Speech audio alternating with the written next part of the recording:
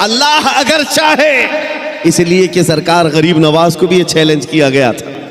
आपको एक पुजारी ने कहा था, वो आग जलाए बैठा था, गरीब नवाज ने कहा कि ज़रा इसमें हाथ डाल दो, जिसकी इबादत करते हो ये तो तुम्हारा खुदा है। उसने कहा इसमें हाथ कैसे डालेंगे, ये तो जलाएगी। कहा जिसकी इबादत करते हो वो खुद तुमको जलाएगी। कितने सालों से इबादत कर रहे हो? कहा मेरे बाप दादा सब इसी की इबादत करते आए, हम इस आग को बुझने नहीं देते। कहा फिर हाथ डालो। उस पुजारी ने कहा कैसी बेवकूफ़ी की बातें हैं, आग का काम है जलाना, ये मंतिक के साथ हमारे साथ खेल ना करो, हमें गुमराह ना करो, क्या तुम डाल सकते हो? सरकार गरीब नवाज ने कहा मैं तो इसकी इबादत नहीं करता, लेकिन जिसकी पैदा की हुई है उसकी इबादत करता। आग का मालिक अल्लाह है। तो उसने कहा तो चलो ठीक है, तुम ही डाल दो, तुम ही डाल दो। सरकार गरीब नवाज ने हाथ नहीं डाला। बहुत बड़ी आग लगी हुई थी, बड़ी आग है जिसकी पूजा हो रही थी। उस पंडित की गोद में एक छोटा सा बच्चा था, साल भर का, 1.5 साल का। उसकी गोद से बच्चे को ले लिया और आग में चले गए, अंदर चले गए। अब ये चीख पुकार करने लगा कि ये दुर्वेश आया, खुद भी जल गया, मेरे बच्चे को भी ले गया। और इतना हल्ला किया कि अंदर से वो नजर नहीं आ रहे थे। लोग जमा होने लग गए, आसपास के सब जमा हो गए, और सबको ये हैरत थी कि ये जलकर राख हो जाए, आग को बुझाएंगे तब ये मिलेंगे। काफी देर हो गई, मजमा जब इकट्ठा हुआ, कई पुजारी आए। सरकार गरीब नवाज अपना दामन झाड़ते हुए आग से बाहर तशरीफ ला रहे हैं। बच्चा भी गोद में मौजूद है, सही सलामत है। उसने छीन करके अपने बच्चे को लिया, जगह जगह पकड़ कर देखा, पेशानी भी ठंडी है, कपड़े भी ठंडे हैं, कोई गर्मी का असर नहीं है। मेरे अजीजों, गरीब नवाज तो अल्लाह के वली हैं, उन्हें आग नहीं जलाई। बात तो समझ में आती, बच्चा पुजारी का था, ये क्यों नहीं जला? मुफस्सिरीन कहते हैं, तारीखदान कहते हैं, देखना ये है हाथ में किसके था बच्चा। इसीलिए हम कहते हैं ख्वाजा का दामन, गौस का दामन, अरे जहां हाथ लग जाए उस पर आग नहीं लगती। मैं आपसे ये बात कर रहा हूं, हमसे भी कहा गया था ये कैसी बातें हैं, बड़े बड़े दावे हैं। हमने यही कहा हमारा दावा नहीं है, ये रसूलुल्लाह की इज्जत की बात है, ये नबी पाक की हुर्मत की बात है। आओ मैं सैयदना खालिद बिन वलीद की बात को मुकम्मल करूंगा। ज्यादा होती है, जल्दी खौफ आता है, किसी का रौब छा जाता है, ऐसे बीमार आदमी के लिए इलाज में बता रहा हूं, वो हजरत खालिद बिन वलीद का नाम याद किया करें। सैफुल्लाहिल मसलूल का नाम याद रखें। वो एक सैफुल्लाहिल मसलूल खालिद इब्ने वलीद रज़ी अल्लाह ताला अन्हु, जानते हो 125 जंगों में शिरकत किया, एक जंग में भी शिकस्त नहीं खाई। और एक जंग का हाल ये था, किस चीज पर हम सब की तवज्जो होनी चाहिए, वो तवज्जो कर। मैदान जंग में शरीक है और लड़ते लड़ते उनका हाल ये था, वो खुद फरमाते हैं, एक बालिश्त जगह भी मेरे जिस्म में ऐसी नहीं है जहां तीर ना चुभाओ, तलवार ना लगी हो। पूरे जिस्म में कोई एक जगह भी एक बालिश बराबर बाकी नहीं, हर जगह जख्म थे। लेकिन एक मैदान में कहते हैं कि अचानक उनके गर्दन पर तलवार आ गई। सामने कुफार और मुशरिकीन है, बड़े बड़े पहलवान तलवार सोते खड़े थे। आपका अमामा गिर गया, आपका अमामा गिर गया मैदान जंग में। मुझे बताओ, जान बचाना चाहिए क्यों अमामा उठाना चाहिए? पहले तो अपनी गर्दन बचाई जाए, अपनी जिस्म को बचाया जाए, क्योंकि जान बचाना फर्ज है, जान बचाना फर्ज है। खालिद इब्ने वलीद सैफुल्लाहिल मसलूल, इस्लाम के अजीम सिपह सालार ने गर्दन नहीं देखी, वो अमामा उठाने चल पड़े और उठाया, बड़े आराम से सुकून से उठा करके पहनने लगे। और जिन्होंने तलवारें उठाई थी वो सकते में रह गए। एक छोटा फौजी भी ये गलती नहीं कर सकता, सिपह सालार इतनी बड़ी गलती कैसे कर सकता है? लोगों ने हाथ तलवार उनके नीचे आ गए। उसके बाद जालिमों ने, दुश्मनों ने पूछा, खालिद इब्ने वलीद तुम्हारा ही नाम है? कहा तुम ही सिपह सालार हो, लेकिन ऐसी गलती कैसे कर सकते हो जब तुम्हारी गर्दन पर तलवार लटक रही हो और तुम अमामा उठाने के लिए निकल पड़े हो, पगड़ी बचा रहे हो कि गर्दन बचाना चाहिए? खालिद इब्ने वलीद ने मुस्कुरा कर कहा, तुम्हें पता है मैं जिस जंग में भी जाता हूँ अल्लाह की मदद से फतह याबी ज़रूर मिलती है, और फतह का झंडा गाड़ कर आता हूं, लेकिन इसके पीछे राज ये नहीं है खालिद बिन वलीद अपने बाजुओं की ताकत पर भरोसा रखता हो और अपने बलबूते ये जंगों को फतह करता हो। मेरा विजदान और यकीन ये है इस अमामे मुबारका में रसूलुल्लाह के 3 मुए मुबारका है, रसूलुल्लाह के 3 मुए मुबारका हैं और मेरा यकीन यही है जब तक ये सर पर होते हैं अल्लाह मेरे लिए मैदान आसान कर देता है। निस्बत मुस्तफ़ा पर उन्हें फ़ख्र था, उसी निस्बत पर वो फतह याब हुआ करते थे। ये सहाबा की बातें अर्ज कर रहा हूँ। आपको पता है एक मर्तबा ईसाइयों ने आपको चैलेंज कर दिया था कि अगर तुम्हारा दीन सच्चा है तो आओ खालिद बिन वलीद, हम और तुम सामने बैठते हैं मुबाहिला। अगर दीन तुम्हारा सच्चा है तो जहर की एक शीशी लाई ईसाइयों ने, कहा कि इसको दोनों लोग पिएंगे, जो बच गया उसका दीन सच्चा है। और ये झूठे लोग इस तरह से कभी आगे आ भी नहीं सकते, चैलेंज तो कर लेंगे लेकिन आ नहीं सकते। खालिद बिन वलीद को जब ये कहा गया और वो जहर ऐसा था कि अगर चमड़ी पर भी लग जाता तो चमड़ी जल के निकल जाती, और उस जहर को पीने की बात थी। सामने बड़े बड़े पादरी बैठे हुए थे, उन्होंने सोचा था कि डींग मार लेंगे, लेकिन उन्हें पता नहीं है मोहम्मद अरबी का शेर है, नबी करीम सल्लल्लाहु अलैहि वसल्लम के गुलाम हैं। ये जिस तरफ निकल गए तूफान और आंधियों ने भी रुख मोड़ लिया है, समंदरों ने रास्ते दे दिए हैं, दो नीम इनकी ठोकर से दहरिया व सहरा। ये इकबाल ने कहा था पहाड़ उनकी हैबत से राई, सिमट कर पहाड़ उनकी हैबत से राई। खालिद बिन वलीद ने कहा आ जाओ सामने आ जाओ, बैठते हैं, मैं तैयार हूं इस बात के लिए कि जहर हम भी पिएंगे, तुम भी पी लेना, जो बच जाए उसका दीन हक है। लेकिन मुकाबले के लिए जैसे ही सामने आए, जहर की शीशी रखी हुई है, बहुत खतरनाक जहर है, चमड़ी पर भी लग जाए तो जल करके निकल जाए। आपसे कहा गया उठाओ और पी लो। तो हजरत खालिद बिन वलीद ने कहा दोनों की तरफ से पीना है, लेकिन उन्होंने कहा नहीं पहले आप करेंगे। हमेशा बातिल डरता है और उसको शक ही तो है, हक होने का यकीन नहीं है जितना ईमान वाले को होता है। ईमान वाले को होता है।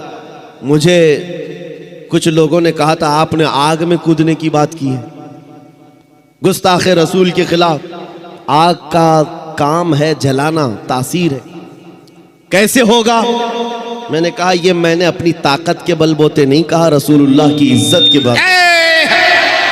नारे इतना यकीन है, तकबीर, नारे रिसालत, नारे रिसालत, तहफ्फुज़े नामे रिसालत, तहफ्फुज़े नामूसे रिसालत। मुझे इतना यकीन है आग का काम है जलाना, वो जलाएगी, हर एक को जलाएगी। लेकिन ये भी मेरा अकीदा है कि जब तक रब की मंशा ना होगी दुनिया की कोई आग असर भी ना कर सके। ये भी मेरा ईमान है।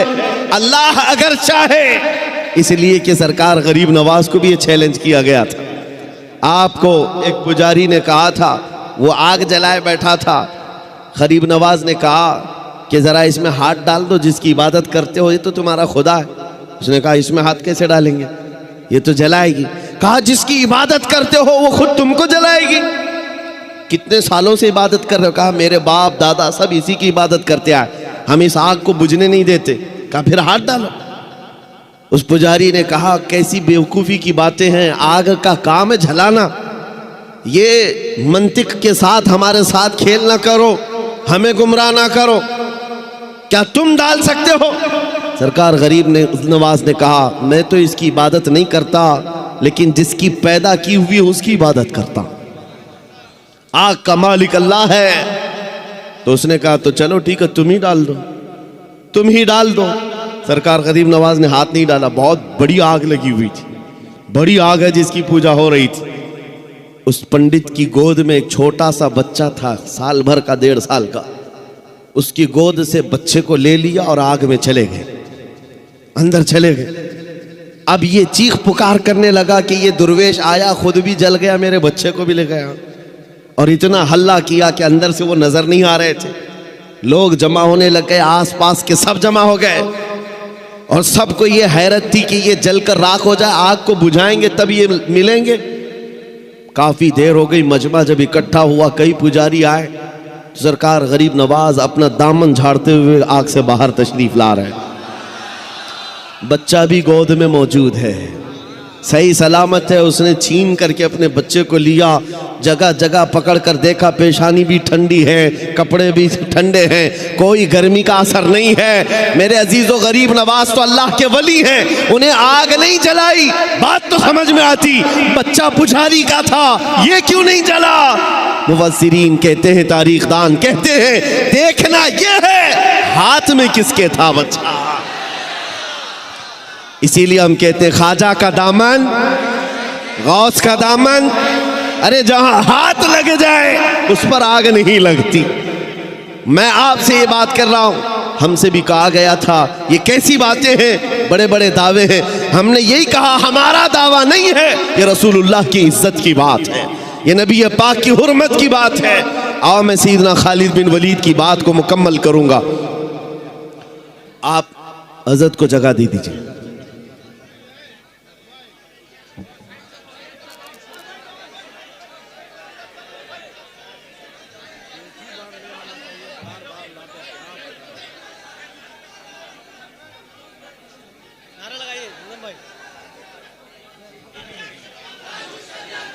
नारे तकबीर, नारे रिसालत, मसलके आला हज़रत, मसलके आला हज़रत, चश्मो चराग़े ख़ानदाने आला हज़रत, नबीर आला हज़रत, नबीर आला हज़रत, शहज़ादगाने क़मरे मिल्लत, शहज़ादगाने हुज़ूर क़मरे मिल्लत।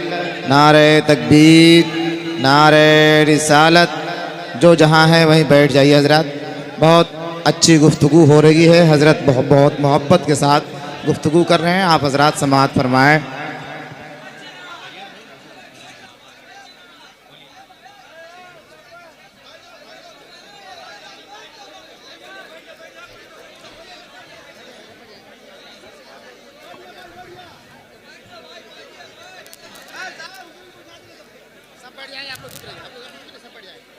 आप तवज्जो रखिए। मुझे पता है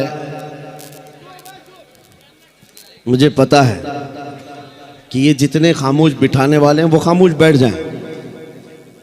और ये मजमे में रोज़ देखता हूँ और एक बात कहता भी हूँ कि किसी भी मिलिट्री और फौज को तो कंट्रोल किया जा सकता है, दीवानों को कौन संभाल सकता है?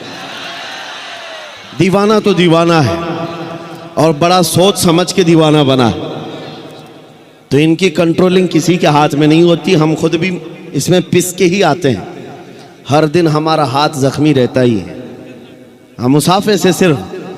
तो ये बात हम जानते हैं कि दीवानों को कोई कंट्रोल नहीं कर सकता। और इमाम राजी ने कहा था, जो हुजूर की मोहब्बत में रहता है वो कभी पागल नहीं होता। उन्होंने फरमाया था कि जो नबी पाक की मोहब्बत में होता है उसका दिमागी तवाज़ुन ख़राब नहीं होता, वो दीवाना नहीं होता। लेकिन साथ में एक जुमला और भी कहा है, और अगर कभी दीवाना बन गया तो सिर्फ उनके लिए बनता है, सिर्फ उनके लिए बनता है।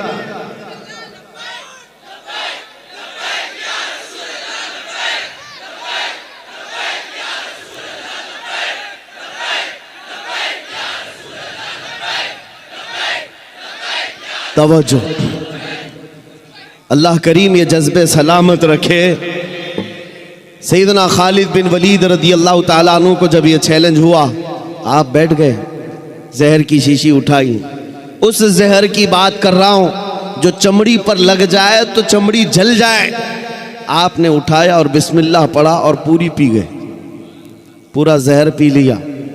ये मामूली बात नहीं है, अंतड़ियाँ कट जाती, हलक जल जाता, जुबान कट के गिरती, लेकिन कुछ नहीं हुआ। ईसाई गौर से देखते रहे, कुछ तो बगलें झांकते हुए कहने लगे जादू है, जादू है, जादू है।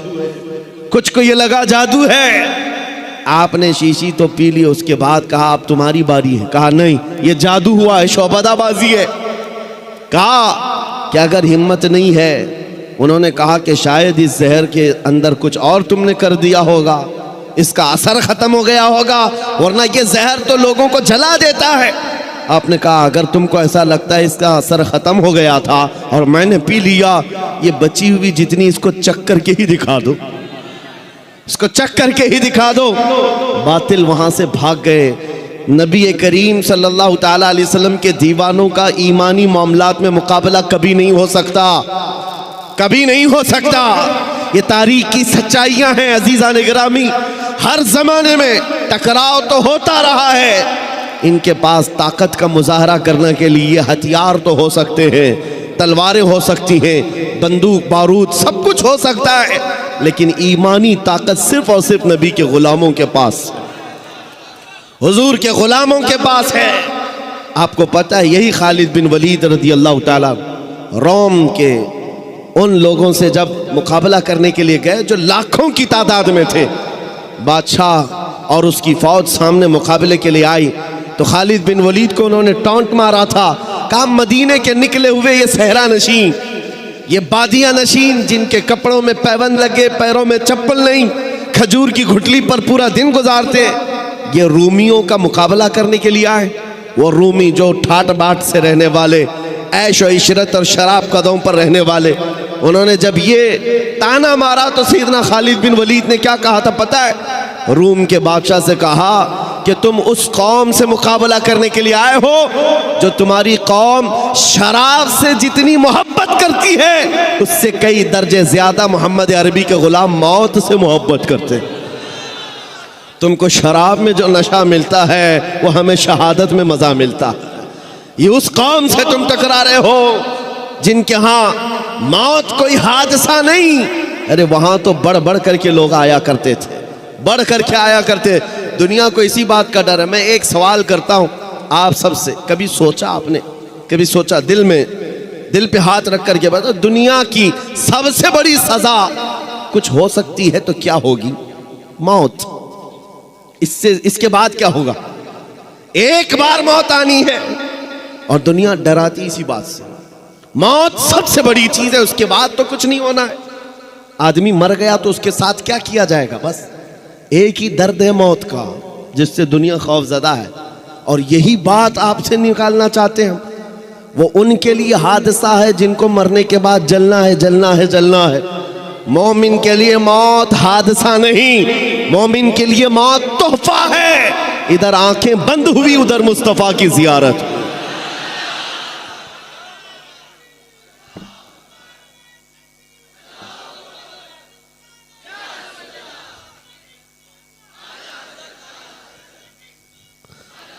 नबी करीम सल्लल्लाहु ताला अलैहि वसल्लम के गुलामों ने ये जो इस्तिकामत दिखाई, उनको ये हकीकत मालूम थी कि इज्जत रसूलुल्लाह के कदमों में है, इज्जत नबी पाक के से वाबस्तगी में है।